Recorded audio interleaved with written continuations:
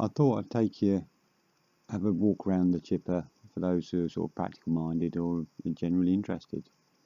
As the year's going on now, give it a month or so and the lawnmower will be coming out the van and the chipper will be living in there. As sort of December, January, I've got quite a lot of hedge and tree work lined up that the chipper will be quite busy on. As you can see, she's not very wide, which is good because you can get it through doorways, certainly down sort of side of gateways. I have even took it through someone's house once where they had no side access. So she's a 6.5 horsepower. It has I think it's a maximum of 2.5 inches chip. But that'd be saying like conifer, which is quite soft really. But it will eat, surprisingly big stuff for a little chipper. Right, the business end here, obviously some big old bearings on the end, and keep them well greased. I usually grease it every 2-3 hours of use.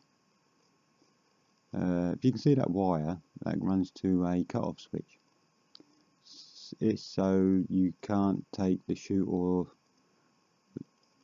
the outlet off with it running. It just stops it working.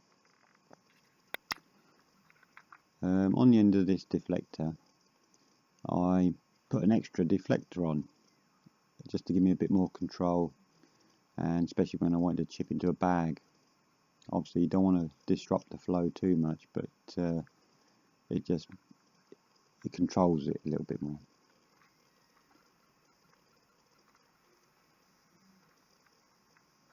And obviously there's the other side bearings. It's actually twin V belts on this, and you adjust it basically by the engine slides back and forth on a crank handle there.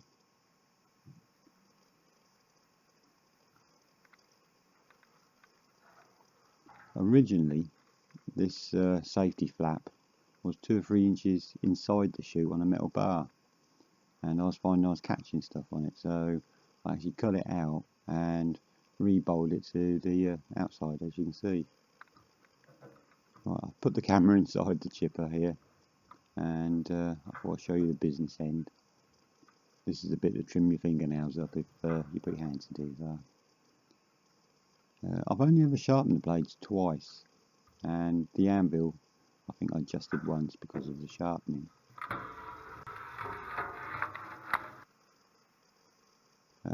I've got a feeling it's about 85 kilograms it weighs, which don't sound a lot, but when you've got to move at the end of the day when you're knackered, it can be heavy. I thought I'd quickly show you the ramp I have for putting it in and out of the van.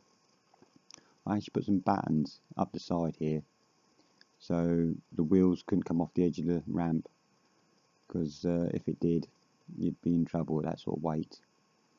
Originally I didn't have a board in the centre, but as you can see there's some battens going across, and one day when I was getting her out of the van, my foot went between the battens and the chipper knee came across my leg, so I put that board in the middle. Thank you for watching, and hope it was of interest. Thank you.